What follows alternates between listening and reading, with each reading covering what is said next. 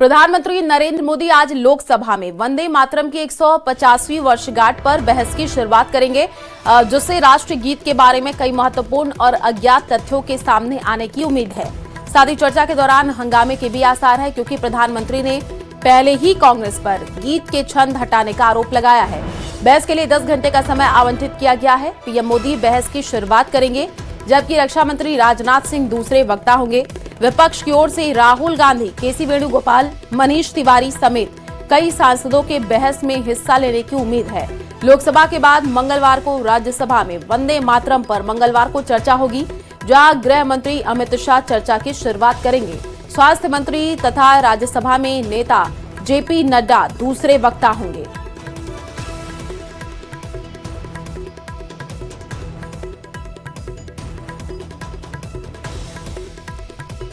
दोपहर 12 बजे प्रधानमंत्री नरेंद्र मोदी चर्चा की शुरुआत करने वाले हैं।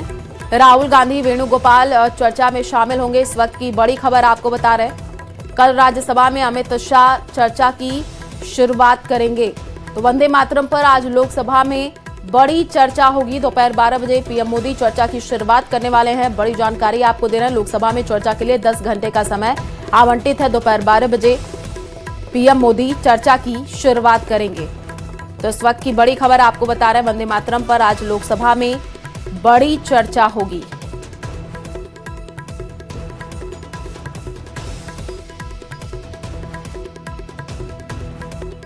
यह अपेक्षा करता हूं कि पूर्व में इतिहास में जो गलतियां हुई थीं उन्हें छोड़कर, दलगत भावना से ऊपर उठकर, कट्टरपंथी विचारों और वोटों की परवाह न करते हुए सभी दल सामूहिक रूप से इस वंदे मातरम के 150वें वर्ष पूर्ण होने के इस आयोजन में अपने अपने विचार व्यक्त करें और राष्ट्र के विकास और राष्ट्र की एकता की भावना को और अधिक मजबूत करें। हमारा ये मानना है कि अगर ये चर्चा हो रही है आज वंदे मातरम की, तो और आपको मैं बता दूं, ये हम पे क्या आरोप लगेंगे। हमारे जो सेवा दल है कांग्रेस पार्टी का, वो वंदे मातरम से ही शुरू होता है। तो सुजलाम सुफलम मलय जय शीतलाम की अगर हम बात करें, तो भारत में केवल एक जोग्राफिकल वो जगह नहीं, इसमें सारी चीजें जो वैल्यूज हैं, इसके माध्यम से वैल्यूज को भी हम आगे चर्चा करें और उन परिस्थितियों को भी चर्चा करें, वो ज्यादा महत्वपूर्ण है, ना कि इसे संकीर्ण बना दें। वंदे मातरम ये केवल एक गीत नहीं, ये हमारे स्वतंत्रता संग्राम की आत्मा है। एक ऐसी धड़कन जिसने दमन के सबसे अंधेरे समय में भी उम्मीद की लौ जलाए रखी। आज हम आपको ले चलेंगे उस अमर धुन की यात्रा पर, कैसे इसका जन्म हुआ, कैसे ये ब्रिटिश साम्राज्य के विरुद्ध सबसे प्रखर पुकार बना और कैसे एक साधारण से कमरे में लिखे गए शब्द पूरे देश के संकल्प की आवाज बन गए।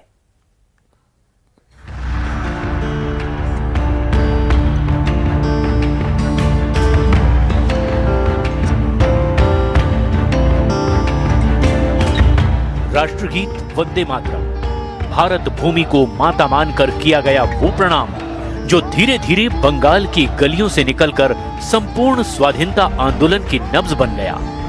हर जुलूस में, हर सभा में, हर क्रांतिकारी के होठों पर एक ही स्वर उभरता, वंदे मातरम।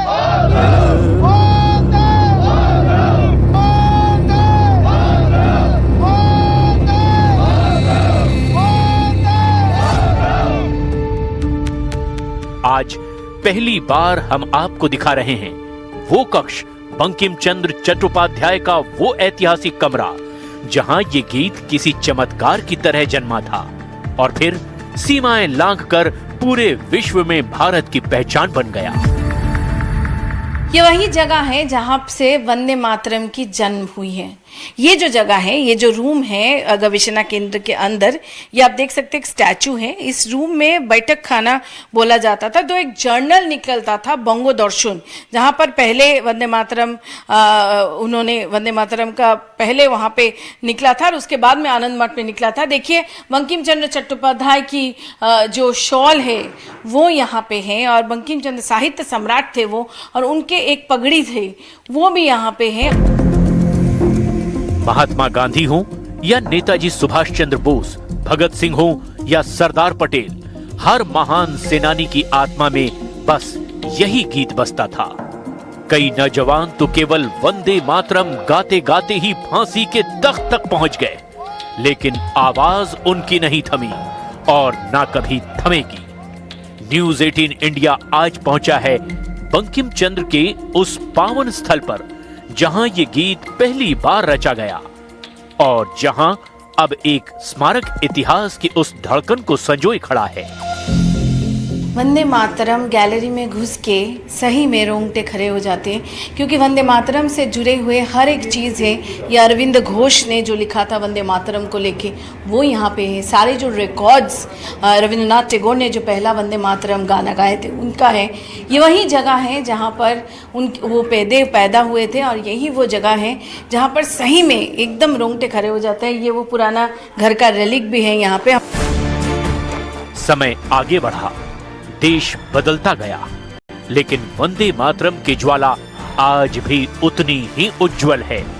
खेल के मैदानों में, सेना की अनुशासित परेडों में, स्कूलों की प्रार्थना सभाओं में जब सामूहिक स्वर उठता है वंदे मातरम, तो हर भारतीय के भीतर राष्ट्र गौरव की एक प्रबल लहर दौड़ जाती है। और आज टीवी इतिहास में पहली बार न्यूज 18 इंडिया आपके सामने पेश कर रहा है वो दुर्लभ पुस्तक जिसमें वंदे मातरम पहली बार अंकित किया गया। कागज पुराना है पर उसकी पंक्तियों की चमक आज भी अमर है। अभी हम वो चीज दिखाएंगे जो बिल्कुल एकदम एक्सक्लूसिव है, पूरे भारत में ये कभी नहीं देखा है। हम दिखाना चाहते हैं कि ये वो बंगदर्शन है जर्नल का पहला प्रिंट, पहली बार जब वंदे मातरम प्रिंट होके आया था। ये वो पन्ना है, ये वो बंगदर्शन का पन्ना है। हम जैसे पकड़ रहे हैं हम बता सकते हैं कि वो जो भाव है वो मेरे में भी आ रहा है। ये गीत केवल शब्दों का समूह नहीं, ये भारत की एकता, संस्कृति, साहस और मातृभूमि भक्ति का सबसे पवित्र प्रतीक है। वंदे मातरम सुनते ही सीने में उठने वाला गर्व समय और परिस्थितियों से परे है। युग बदलते रहेंगे पर ये स्वर, ये भावना हमेशा भारतीय हृदय में गूंजती रहेगी। ये फर्स्ट पर्सन जो म्यूजिक का संगीत को देख सकता है। तो ये सबसे बड़ी बात है न्यूज़ 18 इंडिया के हमारे दर्शकों के लिए। हम फिर से बता दें, ये वो वंदे मातरम की पहली प्रिंट जो पन्ने में पहली बार बंकिम चंद्र लिखने के बाद में जो प्रिंट होके आया था, ये वही पन्ना है और इस पन्ने का बहुत ज़्यादा मूल्य है और सही में इसका एक अलग इसका मायना है। बंकिम चंद्र चट्टोपाध्याय ने ये रचना उस दौर में की थी जब स्वतंत्रता की पहली आहटें जन्म ले रही थी और देश मन ही मन एक निर्णायक उठान की तैयारी कर रहा था। उनकी कलम से निकले शब्द देखते ही देखते पूरे राष्ट्र का घोष बन गए। एक साहित्यकार ने लिखा और पूरे भारत ने स्वर मिलाया, वंदे मातरम। ये जो जगह है ये बहुत ही हमारे सबके लिए, देशवासियों के लिए बहुत ही खास है। तो इसको ठीक तरीके से रखने के लिए, क्योंकि अभी भी कुछ है यहाँ पे जहाँ पर और भी अटेंशन चाहिए। तो ये जो डायरेक्टर है इनका बस यही कहना है कि और भी थोड़ा अगर सहायता मिल जाए तो इसके लिए अच्छा है, क्योंकि उन्होंने देश को जगाया था। वंदे मातरम बोलने से एक शक्ति मिलता है, इस शक्ति को उन्होंने जगाया था, इसलिए थोड़ा बहुत सपोर्ट की ज़रूरत है, यही इनका कहना है। और कोलकाता में रविवार को 5 लाख से ज्यादा सनातनी जुटे और बाबा बागेश्वर के साथ सामूहिक गीता पाठ किया। बाबा बागेश्वर ने कहा कि भारत में हम सनातनी चाहते हैं, तनातनी नहीं।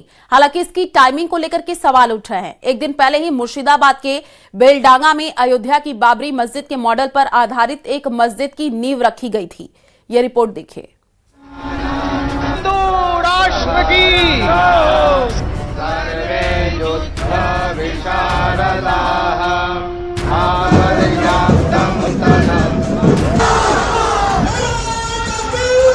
तमाम विरोध के बावजूद टीएमसी के पूर्व विधायक हुमायूं कबीर ने शनिवार को मुर्शिदाबाद में बाबरी के नाम से मस्जिद की नींव रख दी।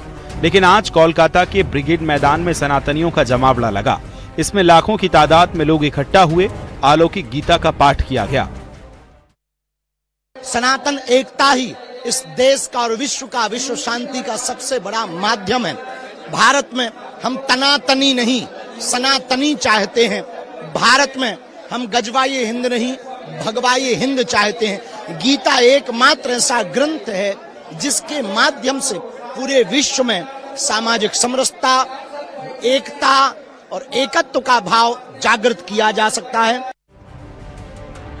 इस गीता पाठ में बागेश्वर धाम के पीठाधीश्वर धीरेन्द्र शास्त्री, पद्म भूषण प्राप्त साध्वी रितंबरा सहित बंगाल बीजेपी के आला नेता शुभेंदु अधिकारी, सुकांत मजूमदार, दिलीप घोष के साथ साथ राज्य के राज्यपाल सीबी आनंद बोस सहित लाखों साधु संतों ने हिस्सा लिया।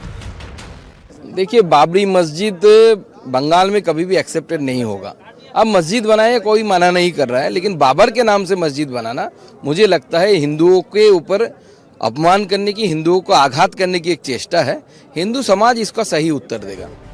शनिवार को टीएमसी से सस्पेंड किए गए विधायक हुमायूं कबीर ने पश्चिम बंगाल के मुर्शिदाबाद के बेलडांगा में बाबरी मस्जिद जैसी मस्जिद का शिलान्यास किया, जिसके बाद से पूरे देश में विवाद खड़ा हो गया।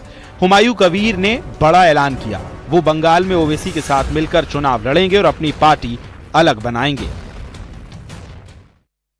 सनातन धर्मावलंबी मानुष उनका पवित्र गीता पाठ कर रहा है। मैं अभी इस्लाम धर्मावलंबी मानुष, मेरा 1 लाख हाफिज को लिए मैं कुरान पाठ कराएंगे एवं वहां से खाना खिलाएंगे अच्छा से लोगों को। वो 1 लाख कुरान का हाफिज को भी खाना खिलाएंगे। हुमायूं कबीर पर कांग्रेस सांसद इमरान मसूद का कहना है कि पूरे मुल्क में फिर से नफरत फैलाने की कोशिश हो रही है। ये पूरे मुल्क के अंदर फिर नफरत के माहौल को खड़ा करने की तैयारी है। और वो जो आदमी ये काम कर रहा है वो बीजेपी का 2019 में चुनाव लड़ा था, वो बीजेपी का आदमी है। एक नफरत का माहौल खड़ा करेंगे पूरे मुल्क के अंदर और नफरत के माहौल के ऊपर राजनीति होगी। पश्चिम बंगाल सरकार को चाहिए बहुत सख्ती के साथ इसके अंदर एक्शन ले। मस्जिद बनाने पे कोई रोक नहीं है, लेकिन मस्जिद के नाम के ऊपर इस तरीके की राजनीति करना या मस्जिद को सियासत का अखाड़ा बनाना किसी सूरत में मुनासिब नहीं है। कल उत्तर प्रदेश के डिप्टी सीएम का बयान आ गया था, हम उखाड़ के फेंक देंगे। तो क्या तमाशा देश में बना रहे हैं। आपस में मिलकर नूरा कुश्ती खेलेंगे और पूरा मुल्क जलने का काम करेगा। पश्चिम बंगाल में अगले साल विधानसभा के चुनाव हैं, लेकिन उससे पहले सियासत हाई है। हुमायूं कबीर के बाबरी मस्जिद की नींव रखने के बाद कोलकाता में सामूहिक गीता पाठ किया गया, जिसमें सनातनियों ने गाजे बाजे के साथ पाठ किया। यानी पश्चिम बंगाल में चुनावी समर का शंखनाद हो चुका है। Bureau report, news 18।